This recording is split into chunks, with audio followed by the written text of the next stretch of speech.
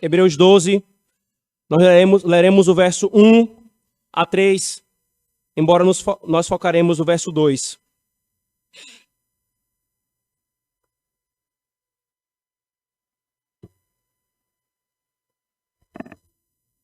Assim, irmãos, a palavra do Senhor. Portanto, nós também, pois, estamos rodeados de uma grande nuvem de testemunhas. Deixemos todo o embaraço e o pecado que tão de perto nos rodeia e corramos com paciência a carreira que nos está proposta, olhando firmemente para Jesus, autor e consumador da fé, o qual, pelo gozo que lhe estava proposto, suportou a cruz, desprezando a afronta, e assentou-se à destra do trono de Deus. Considerai, pois, aquele que suportou tais contradições dos pecadores contra si mesmo, para que não enfraqueçais, desfalecendo em vossos ânimos. Amém. Oremos, irmãos, ao Senhor, mais uma vez. Senhor Deus, nós te louvamos, Senhor, por cada ato da tua adoração que foi prestado até aqui, Senhor, até esse momento. Nós te bendizemos, Senhor, porque nós somos o teu povo. E o Senhor nos deu a tua palavra, Senhor, para nos guiar. Como a voz de um pastor que guia o seu rebanho, as suas ovelhas. Assim, Senhor, a tua palavra para nós. Ela é a tua voz, Senhor, nos guiando num caminho que nós devemos seguir. Mas agora, Senhor, também nessa ocasião, não queremos apenas, Senhor, saber o que fazer, mas queremos, Senhor, saber no que crer. Queremos, Senhor, saber no que inclinar a nossa alma, Senhor. Nos ensina, porque nós somos ignorantes, Senhor. O teu Filho, Deus Pai, Cristo Jesus, Deus Filho encarnado, veio operar uma obra de redenção grandiosa, executando ofícios, Senhor, que suprem perfeitamente as nossas necessidades e debilidades. E um dos seus ofícios, Senhor, é o ofício de profeta, pelo qual ele nos ensina ao coração, através do Espírito que ele nos enviou, falando pela sua palavra. Então, Senhor, nós pedimos a ti, ser bondoso com o teu povo e cumpre a tua promessa, Senhor. Instrui-nos e fala conosco. Nós cremos, porque tu és o Deus vivo e verdadeiro. Tu não és como os ídolos que têm boca, mas não falam. Tu é o Deus que fala e as coisas vêm à existência. Nós oramos, Senhor, em nome de Jesus. Amém. Irmãos, a epístola aos Hebreus, queridos, nós não sabemos exatamente ao certo por quem foi escrita, embora eu esteja entre aqueles que defendem que ela foi escrita pelo apóstolo Paulo.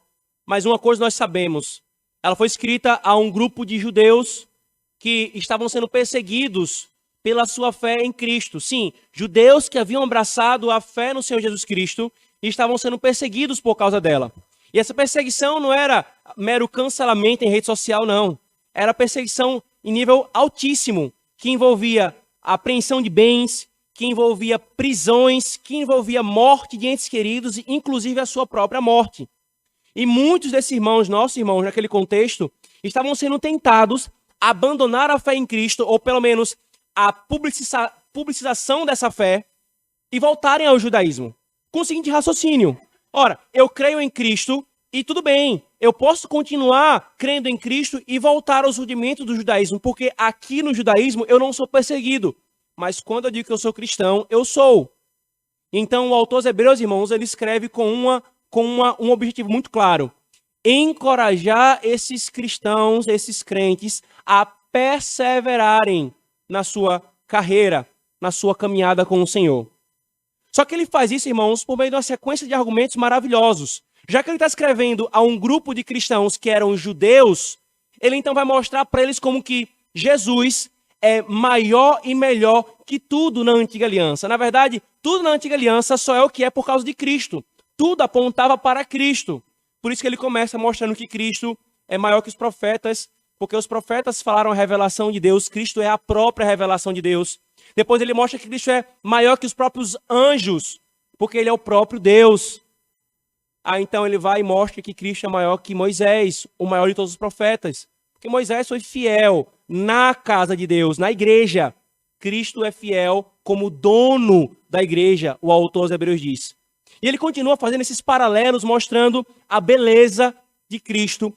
Tudo para dizer a esses irmãos, não voltem aos rudimentos do judaísmo. O cristianismo é o judaísmo levado à sua maturidade. É para isso que os nossos pais no passado esperavam. Como vocês vão voltar? Perseverem, perseverem, perseverem. É quando ele chega, irmãos, no final da sua epístola, no capítulo 10, e ele vai responder uma pergunta básica, depois de mais uma sequência de exortações, de encorajamentos à perseverança. A pergunta é, como é que eu persevero? O que é fundamental para eu perseverar? A resposta é esta, irmãos. Fé. Veja como ele termina o capítulo 10. Verso 39.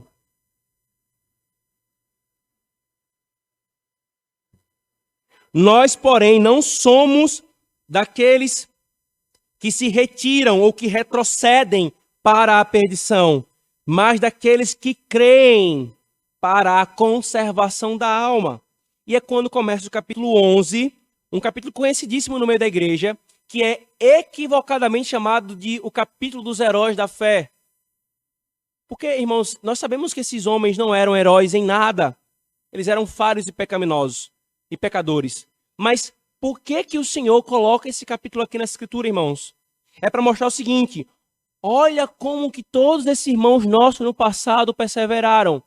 Foi pela fé que Abel prestou um culto agradável ao Senhor. Foi pela fé que Noé obteve um testemunho e achou graça diante do Senhor. Foi pela fé que Enoque andou com Deus. Foi pela fé que Moisés fez isso, que Abraão fez aquilo. Pela fé eles perseveraram. E então depois dele fazer toda uma descrição desses crentes na antiga aliança que perseveraram pela fé, então ele conclui o argumento dele no capítulo 12, fazendo-nos voltar àquele crente perfeito. Esse sim é o herói da fé.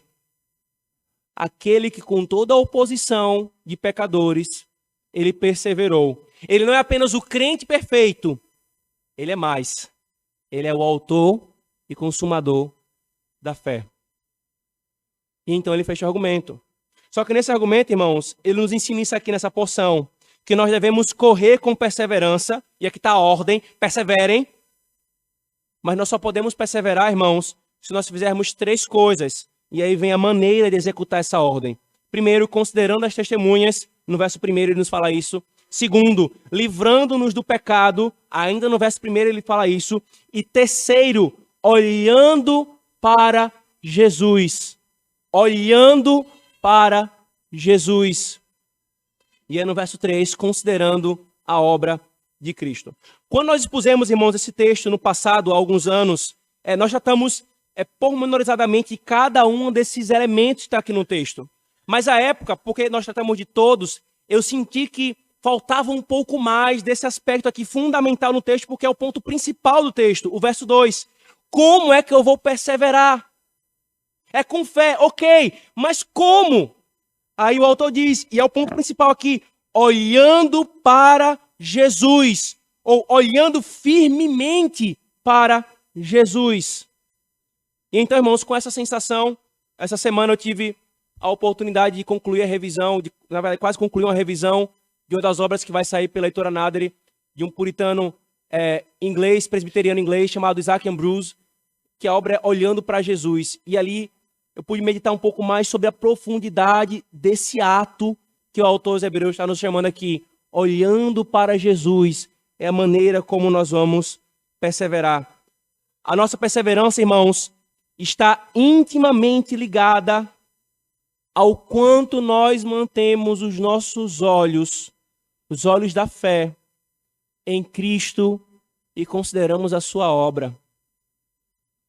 A nossa perseverança, irmãos, está intimamente ligada no quanto nós colocamos os nossos olhos fixos em Cristo e consideramos, irmãos, a sua obra.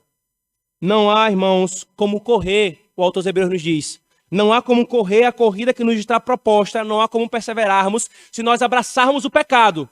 Por isso que ele fala, deixando o pecado, deixem de lado, corram a corrida que é proposta. Perseverem.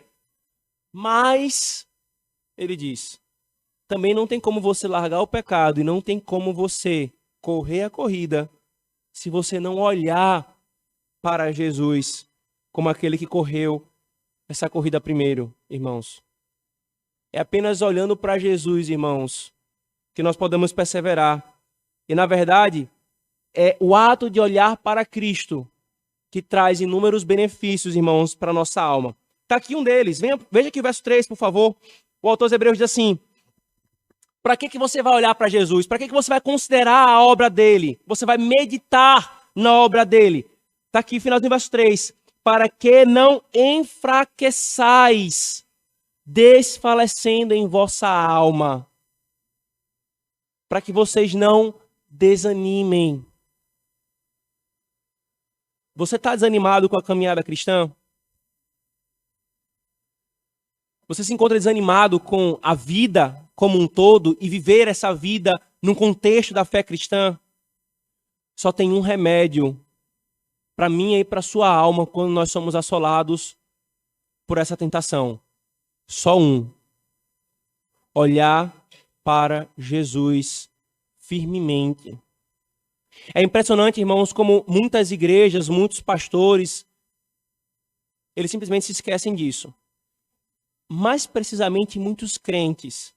E eles pensam que para terem ânimo na caminhada cristã, para que eles estejam envolvidos com a comunhão dos santos, para que eles sejam diligentes no culto público, para que jovens fiquem na igreja, o que é que eles precisam? Olhar para Jesus, não. Programações, experimentações carnais. Na verdade, o que eu preciso mesmo, é de uma viagem para os Estados Unidos, para a Europa. Aí eu vou ter um novo ânimo na minha caminhada cristã. Aí eu vou ter um novo ânimo na minha vida. O que eu preciso mesmo é receber aquilo que eu preciso, que eu quero tanto. Aí eu vou... Não é isso que o autor aos Hebreus fala, irmãos. Que o Senhor nos ensina por essa porção. Esses irmãos perderam tudo. Muitos deles nem mais casa tinham. E o que é que o autor aos Hebreus fala para eles? A forma como vocês não vão desmaiar. Olha a linguagem. Que vocês não vão desmaiar na alma de vocês. É se vocês mantiverem os olhos fixos em Cristo. Não são programações, não são experiências carnais. É se nós olharmos para Cristo, irmãos. E se nós pensávamos assim, ou melhor, se pensávamos diferentes disso até agora, o Senhor nos chama, irmãos, a nos arrepender. Olhar para Jesus, irmãos, é fundamental. É fundamental na vida cristã. Antes de eu me voltar, irmãos, aqui para os sermões de Isaac Ambrose, eu vou usar alguns trechos dele para a nossa exposição. Eu quero primeiro que a igreja considere que o que não é olhar para Jesus, certo? A primeira coisa que eu queria deixar claro para a igreja na Escritura Sagrada é que olhar para Jesus não é uma coisa nova, tá? Não é uma novidade que os apóstolos tiveram que falar ali para a igreja. Olhar para Jesus sempre foi a forma pela qual os homens iriam perseverar. E mais, olhar para Cristo sempre foi a ordem que Deus deu aos homens. Venha comigo, por favor, para o Salmo 25, verso 15.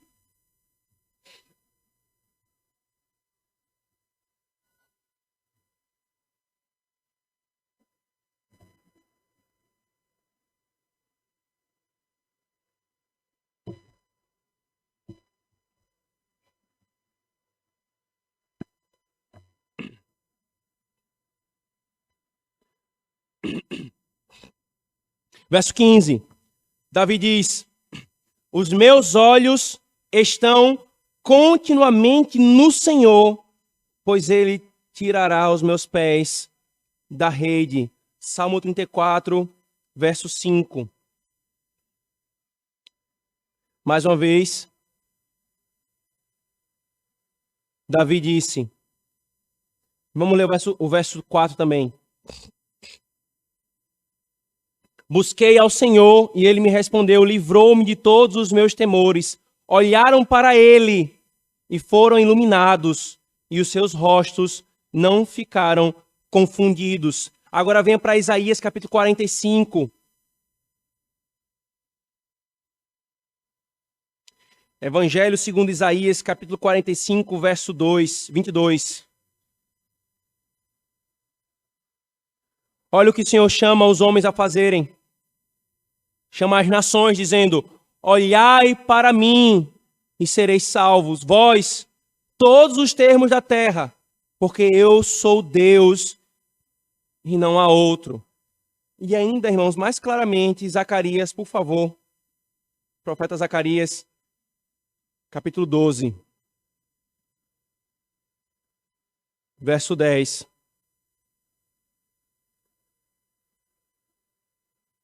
Mas sobre a casa de Davi e sobre os habitantes de Jerusalém derramarei o espírito de graça e de súplicas, e olharão para mim a quem traspassaram, e prantearão sobre ele como quem pranteia pelo filho unigênito, e chorarão amargamente por ele, como se chora amargamente pelo primogênito. Olhar para Cristo, irmãos, sempre foi o que Deus chamou os homens a fazer.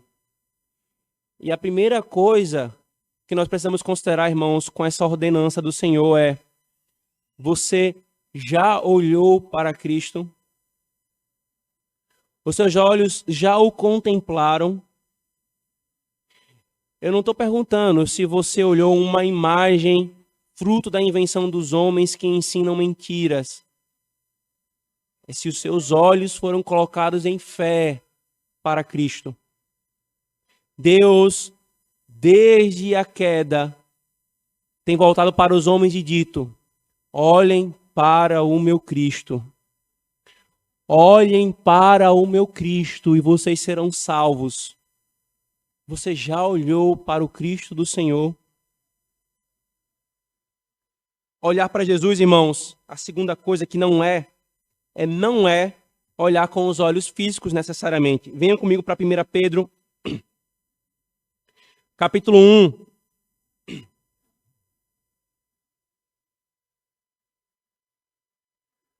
1 Pedro, capítulo 1, verso 8. Veja o que Pedro fala acerca de Jesus.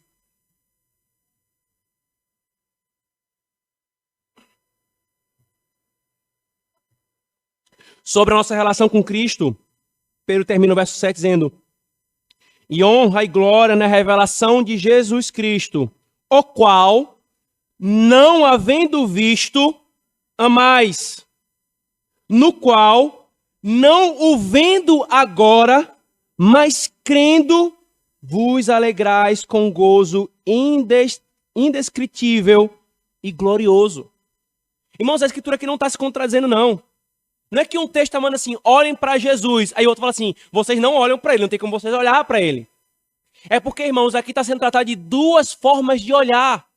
A primeira, a de Hebreus, está falando de uma visão que é espiritual, é uma visão pela fé. Não é necessariamente uma visão mística de misticismo, como se você tem que ter uma visão de Cristo. Não, é espiritual, é com os olhos da fé. Mas a segunda é Pedro nos lembrando que a fé ela é contrária à visão. Bem-aventurado aquele que creu sem ver, disse o Senhor a Tomé, por sua incredulidade, que falou que só creria se tivesse visto. A fé ela é contrária aos sentidos nesse sentido, nesse ponto. Por isso, olhar para Jesus não é você contemplar necessariamente com os olhos carnais. Porque se assim fosse, muitos dos judeus que mataram ele e continuaram em sua apostasia estariam cumprindo o mandamento. Muitos dos romanos que o penduraram na cruz estariam cumprindo esse mandamento do evangelho. Mas não é olhar com os olhos carnais. Também não é como os romanistas vão ensinar a olhar para uma imagem dele. Como certa vez conversando com um romanista sobre essa questão das imagens, confrontando acerca disso, ele falou: mas para mim as imagens servem para eu me aproximar mais de Jesus. Eu olho para aquela imagem, eu me sinto mais próximo dele, mas não é pelos olhos carnais que você olha para o Cristo verdadeiro. É com a fé. É para o Cristo que é descrito na palavra. Não segundo a imaginação dos homens, mas segundo aquilo que é revelado acerca dele. Segundo o que é revelado acerca dele. O que é, portanto, irmãos, olhar para Jesus. E aqui, irmãos, eu começo a fazer uso de Isaac Ambrose. Olhar para Jesus, irmãos, é o resumo da felicidade do homem. Aquilo que pode resumir o que é alegria para um homem é isto. É olhar para Jesus. É a coisa mais importante, irmãos, é a essência de todos os deveres do Evangelho. Se você cumprir tudo aquilo que a palavra de Deus manda e você não olhar para Jesus, você não cumpriu nada. E não é que cumprir o que a palavra de Deus manda não tem o seu valor, não. Porque aqueles que olharam para Cristo, eles vão fazer o que ela manda. Mas note, faça tudo e não olhe para Cristo e você não fez nada. Olhar para Jesus, irmãos, significa desviar os olhos de qualquer objeto para fixá-lo atentamente. Aqui, irmãos, no grego, aqui, volta comigo para Hebreus 12, se você desmarcou. Aqui, irmãos, a expressão ela é enfática. Ela não é meramente uma olhadela. Ela não é meramente uma olhada rápida. Ela é uma olhada fixada. É por isso que a Ara, por exemplo, traduz olhando firmemente para Cristo. É quando você foca um alvo e você não tira por nada o alvo, o seu olhar daquele alvo. Quando você olha para uma obra de arte ou para uma paisagem, você se deleita nela e você passa horas e horas fixamente olhando para ela. Então, olhar para Jesus, irmãos, é tirar os olhos de tudo mais que possa me atrapalhar para olhar para Ele. E, curiosamente, irmãos, interessantemente, o autor dos Hebreus poderia citar aqui qualquer nome. Ele poderia falar, olhando para Cristo, botando o seu atributo de Messias. Olhando para o Senhor, colocando o seu senhorio. Olhando para o Emanuel, colocando o seu aspecto da encarnação. Olhando para a palavra. Ele poderia colocar vários dos títulos de Cristo. Ele colocou olhando para Jesus, que significa o Salvador do seu povo. Um título de misericórdia. Um título de compaixão. Para saber, irmãos, que olhar para Jesus dessa forma que ele nos ordena aqui é contemplá-lo realizando a grande obra de salvação por pecadores. É contemplá-lo realizando a grande obra de salvação por pecadores, irmãos. Olhar para Jesus, portanto, irmãos, é uma visão que nós poderíamos falar mental ou espiritual, que é muito acima da mera visão ocular. Venha comigo para Hebreus, capítulo 11. Volte um pouquinho. O que fala sobre Moisés? Verso 27.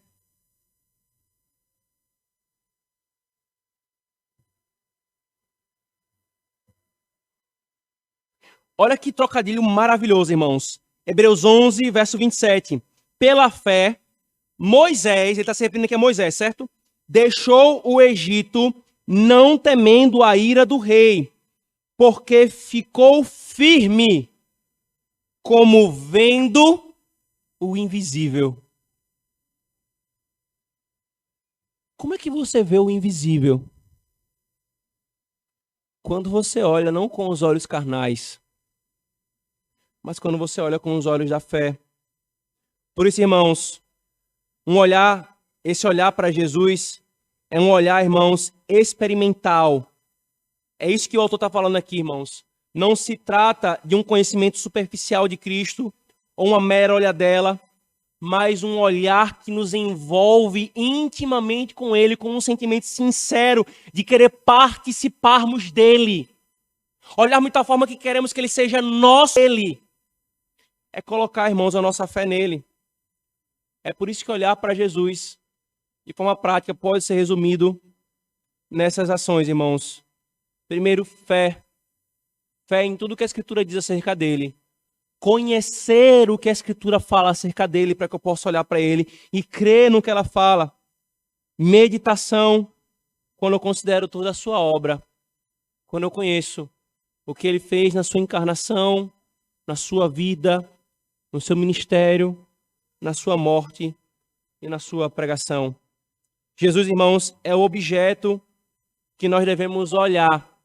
E esse olhar inclui conhecer, considerar, desejar, esperar, crer, amar, alegrar-se, invocar e conformar-se àquilo que nós olhamos, irmãos. Jesus, irmãos, é o objeto que nós deveríamos colocar diante de nós. Mas olhar para Jesus, irmãos, com esse ato de fé e de contemplação da sua obra, como que olhando a Escritura Sagrada e vendo toda a sua obra perante nós, ela envolve um ato negativo. Eu olho para Jesus, mas note que o autor aos Hebreus também colocou um outro contexto negativo aqui. Eu deixo de lado o pecado enquanto eu olho para Jesus. E eu só deixo o pecado de lado por eu olhar para Jesus. Então, olhar para Jesus, irmãos, envolve um aspecto negativo que é eu desprezar todas as outras coisas, como que tirando a minha atenção. Você, sem dúvida, já passou por essa experiência. Quando você precisa se concentrar em algo, se alguém ou alguma coisa lhe chama a atenção, lhe desvia os olhos, você simplesmente perde a sua concentração, perde o seu foco. Você não tem o benefício que você quer ter ao se concentrar e olhar fixamente para aquilo. Da mesma forma, irmãos, a Escritura nos alerta. Se nós olhamos para Jesus, nós precisamos, em contrapartida, deixar de olhar para outras coisas. E quais coisas são essas, irmãos? Elas podem ser resumidas naquilo que João fala em 1 João 2,16. Os prazeres, o lucro e a honra do mundo. A concupiscência da carne, a concupiscência dos olhos e a soberba da vida. Porque não tem como, irmãos, nós olharmos para Jesus enquanto nós olhamos para os prazeres da carne. E quando eu falo prazeres da carne, é os prazeres carnais e pecaminosos, irmãos. Não são aqueles prazeres que o Senhor nos deu como a dádiva para o seu povo. Não tem como nós olharmos para Cristo e querer ter os lucros do mundo. Porque não tem como eu servir a dois senhores. Olhar para um me impede de olhar para outro. Nós temos um ditado que diz um olho no peixe, o outro olho no gato. Mas é impossível nós fazermos isso. Ou nós olhamos para um, ou nós olhamos para outro, irmãos. Quando temos o suficiente em Deus e Cristo é um objeto suficiente para a nossa contemplação, e mesmo assim nós desejamos buscar a nossa felicidade na criação, isso é claramente um adultério espiritual. Isaac Ambrose, ele nos lembra, irmãos. Por isso, queridos, nós devemos desviar os olhos do mundo também em relação às honras que ele nos dá. Se eu vou perseguindo as honras que o mundo pode me dar, eu simplesmente esqueço para onde eu tenho que olhar. Eu começo a caminhar como Ló. Lembra de Ló? O texto diz que quando ele e Abraão tiveram um conflito por causa de pasto, por causa dos seus rebanhos, o texto diz, Abraão chegou para Ló e falou assim, escolhe para onde você quer ir. Se tu for para a direita, eu vou para a esquerda. Se tu for para a esquerda, eu vou para a direita. Aí nota o detalhe do texto. E Ló levantou os olhos e viu as campinas de Sodoma e Gomorra. Eram boas. Ló caminhou olhando para os prazeres, os lucros e as honras que esse mundo poderia dar. Ele não caminhou pela fé. Abraão foi para uma área de deserto. Ele olhou para Cristo. Ele creu na promessa e foi. Ló, ele foi guiado pela vista. E o que é que ele teve como herança? Fogo e enxofre. Sodoma e Gomorra. Se nós, irmãos, desviarmos os olhos de Cristo e olharmos para os prazeres da vida no lugar dele, nós vamos, irmãos, ter como herança fogo e enxofre. E muitos fazem exatamente assim, irmãos. Por que esses alertas nos são dados, irmãos, que nós não devemos olhar para essas coisas que são passageiras em contraste com Cristo que é eterno e imutável? Essas coisas que são vãs em contraste com Cristo que é sublime. Essas coisas que não satisfazem em contraste com Cristo que satisfaz. Porque não à toa muitos se recusam a olhar para Cristo, para a sua salvação, porque os seus olhos estão voltados para essas coisas.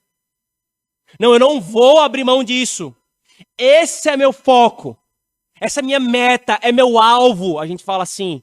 E eu vou persegui-lo até o fim. E enquanto você persegue aquilo que esse mundo pode lhe dar, você deixa de olhar para aquele que você tem que olhar firmemente. Isso é para você que não crê. Isso é para você, crente. Porque todas as nossas quedas, irmãos, podem ser resumidas nisso. Se o autor aos Hebreus está nos dizendo que nós devemos olhar firmemente para o autor e consumador da nossa fé, então, irmãos, a nossa queda, ou a nossa não perseverança, o nosso desânimo, ou os nossos pecados, irmãos, eles ocorrem exatamente porque nós perdemos de vista a Cristo. Quando ocorre algum escândalo na igreja e algum ministro do evangelho cai, ou algum presbítero tropeça no pecado, ou algum diácono, ou há alguma confusão numa igreja local, é comum a gente falar assim, eu vou olhar para Jesus, porque realmente o resto... Mas não é só quando essas coisas acontecem não, meu irmão. É sempre. Se nós não olharmos para Cristo, nós não vamos perseverar. E é por nós não olharmos para Cristo, é que um ministro cai, um presbítero se entrega ao pecado, uma igreja tem confusão. Se todos olharmos para Cristo com fé, nós vamos perseverar, irmãos. Quais motivos, irmãos, a Escritura nos dá também para nós olharmos para Jesus? Primeiro, é que olhar para Ele, irmãos, manterá a nossa comunhão com Ele.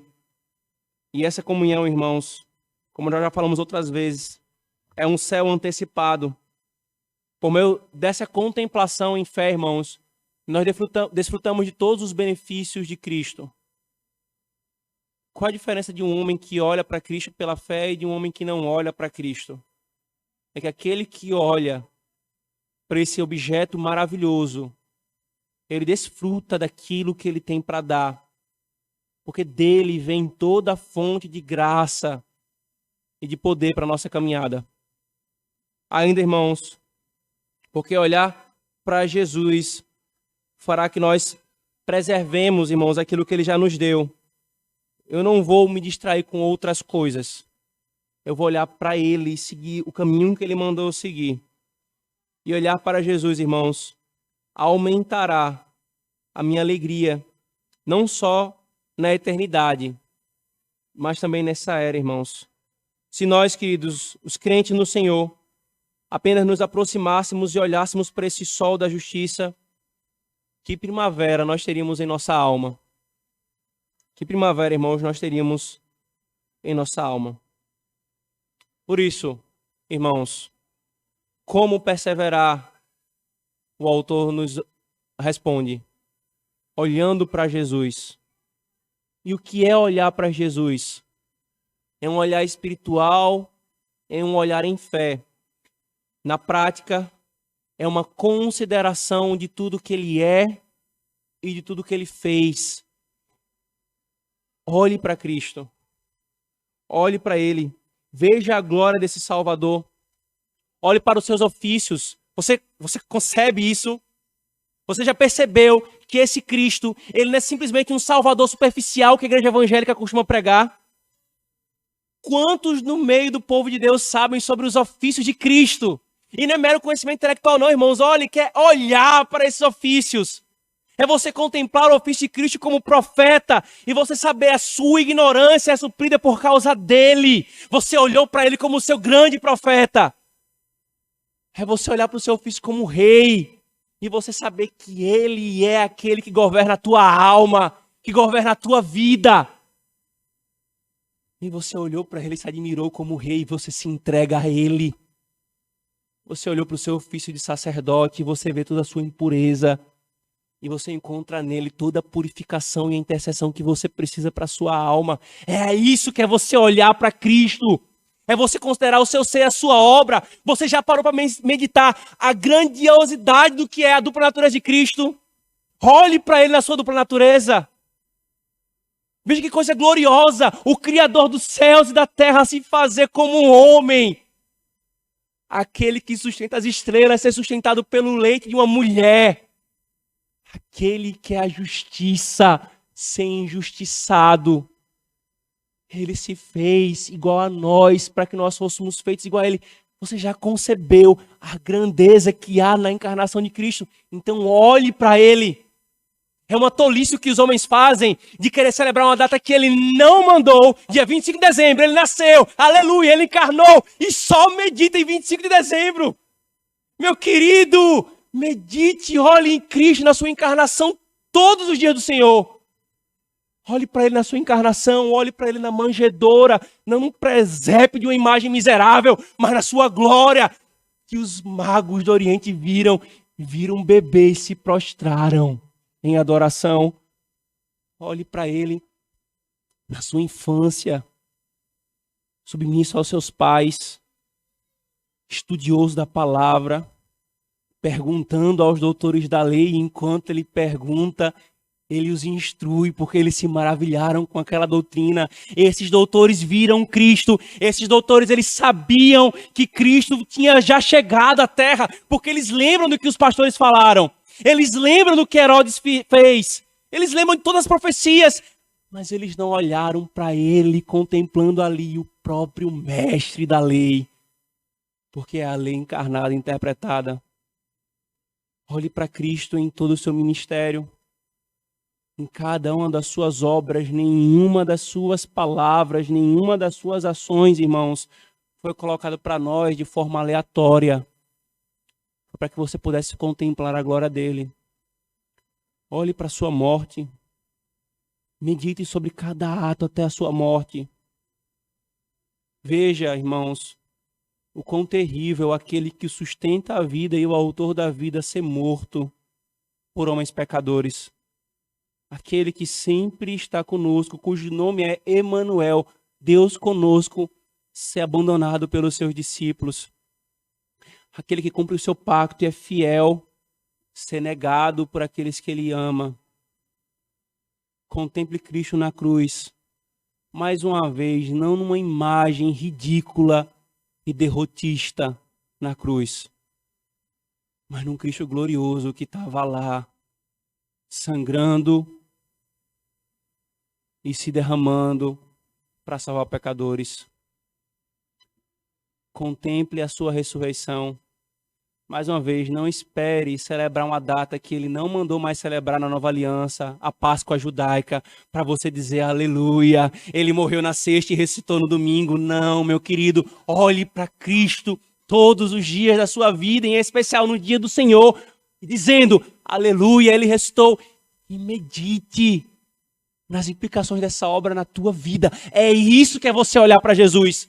Não tem como, irmãos, fazermos isso de forma verdadeira, entregando a nossa alma a essa contemplação de Cristo e nós não perseverarmos. Olhem para Cristo, o autor dos Hebreus diz, para que vocês não desanimem na sua fé. Considerai-o e vocês perseverarão. Não há, irmãos, nada mais importante para nós do que fazer isso. Olhar para Jesus. Não há nada que não possa esperar até fazermos isso, irmãos. Porque aqueles que, nesta era, olharem pela fé para Jesus, na era vindoura, olharão para Ele não mais pela fé, mas com olhos glorificados. E sabe por que essa contemplação é tão importante, irmãos? Venha comigo para 1 João. O texto de Hebreus, irmãos, nos falou sobre olhar para Cristo e aplicando a questão da perseverança. Mas há uma outra consequência da contemplação, do olhar para Cristo, que a Escritura nos traz. E essa eu cito para nós entendermos a importância de orarmos, olharmos para Ele, para perseverarmos. O autor aos Hebreus diz, João, 1 João 3 diz, verso 1, vede com grande amor nos tem concedido o Pai, que fôssemos chamados filhos de Deus. Por isso o mundo não nos conhece, porque não o conhece a Ele. Amados, agora somos filhos de Deus e ainda não se manifestou o que havemos de ser. Mas sabemos que, quando Ele se manifestar, seremos semelhantes a Ele. Por quê? Porque assim como Ele é, o veremos. Assim como Ele é, nós olharemos para Jesus. Mas não vai ser mais essa olhada ou esse olhar espiritual pela fé desse lado da eternidade. Vai ser a contemplação que vai nos transformar de eternidade a eternidade, irmãos. Mas só experimentará essa visão bendita desse Cristo lá, aquele que olhar para Cristo agora.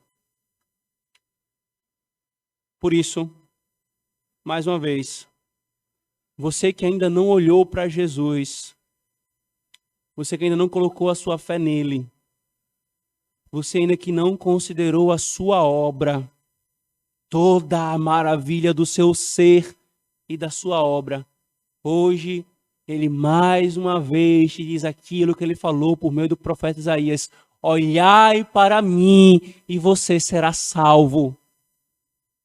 Olhe para ele e você perceberá que não há coisa melhor para olhar do que ele. Nenhuma paisagem bela que você tem contemplado até agora se compara a ele. Como Samuel Rutherford certa vez falou, nem a beleza de 1000 mundos se compara à beleza desse Cristo, digno de ser contemplado pela fé. Mas também, por último, você, crente, que já creu no Senhor. Você que já olhou e viu que Ele é belo, que Ele é maravilhoso. E você se entregou a Ele como noiva, porque sim, Ele é tudo isso que os seus olhos da fé contemplaram. Você também é chamado a continuar olhando para Ele todos os dias. Especialmente, irmãos, se você for tentado a desanimar, se você for tentado a querer desistir da caminhada cristã, querer desistir da luta pela santidade, querer desistir e se entregar a um desânimo, isso só chegou a esse ponto, meu querido. Eu preciso ser sincero com você, porque você baixou os seus olhos de Cristo. E você e eu só podemos sair se chegarmos a esse ponto, se nós olharmos de novo para Ele. Corramos a corrida que nos está proposta. Como? Olhando firmemente para Jesus, o autor e consumador da nossa fé. Amém. Oremos, irmãos. Senhor Deus, que mandamento bendito, Senhor, é olharmos para Cristo. Não, Senhor, não com os nossos olhos carnais, o Senhor nos ensinou isso. Porque como Pedro falou, nós cremos nele, nós o amamos sem nunca o termos visto, Senhor. E quão tolos são os homens que querem fazer representação deste cuja glória é irrepresentável, Senhor. Quão tolos são aqueles que, ao invés de fomentarem ainda mais a sua visão espiritual e pela fé, querem se amparar em muletas tolas de imagens falsas que ensinam mentiras, Senhor. Não é essa visão, Senhor. É a visão dos olhos da fé. Obrigado por nos ensinar, Senhor, o caminho da nossa salvação, que é olhar para Cristo. Obrigado, Senhor, por nos ensinar o caminho para a perseverança, Senhor, que é olhar para Cristo. Portanto, Senhor, que enquanto nós olhamos para Ele, Senhor, que nós deixemos de lado o olhar para outras coisas nessa era que podem nos distrair, Senhor. Que Ele seja o nosso foco, que Ele seja o nosso alvo, que olhemos firmemente para Ele, Senhor, de tal forma que nada ao nosso redor, Senhor, nos desvie a atenção para nos conquistar e nos levar para longe desse que é o melhor de todos os objetos a serem olhados, Senhor, Jesus Cristo, perfeito Deus e perfeito homem. Senhor, ensina-nos pela Tua palavra o ser glorioso do nosso Cristo, Senhor. Conduz-nos, Senhor, a meditações profundas, Senhor, da Sua obra como Salvador, dos Seus ofícios, da Sua beleza, Senhor, da Sua natureza, perfeitamente Deus, perfeitamente homem, das Suas palavras doces, das Suas palavras de repreensão, Senhor, das Suas promessas, dos Seus pactos, da Sua concepção, da Sua encarnação, da Sua vida, do Seu ministério, da Sua morte, da Sua ressurreição. Conduz-nos, Senhor, a sempre contemplarmos esse Cristo bendito que o Senhor nos providenciou. Que nossos olhos sejam sempre postos nele, Senhor. De forma que quando Ele voltar, nós não nos assustaremos, porque nossos olhos já estavam postos nele.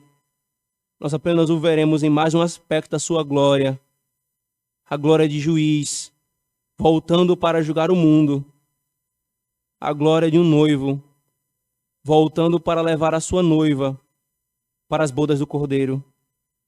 Nós oramos, Senhor, pedindo que pela Tua graça e misericórdia, firme os nossos olhos em Jesus, para perseverarmos até o fim. Nós oramos em nome de Jesus. Amém.